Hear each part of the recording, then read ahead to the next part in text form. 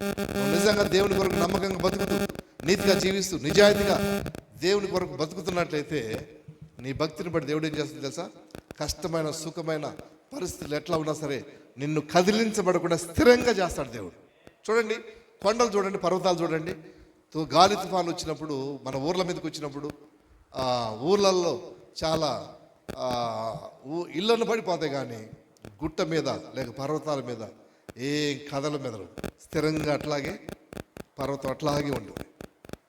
ఆ రాళ్ళు అట్లే ఉంటాయి, చెట్లు అట్లే ఉంటాయి. కారణం ఏంటంటే పర్వతాలు చాలా స్టాండర్డ్, చాలా స్థిరమైన. గాలి తుఫాలు వస్తాయి పోతాయి, పర్వతాలు మాత్రం అట్లాగే స్టాండర్డ్గా ఉంటాయి. అట్లాగే దేవుడు నిన్ను కూడా ఒక పర్వతంలాగా స్థిరపరిచేటువంటి దేవుడు.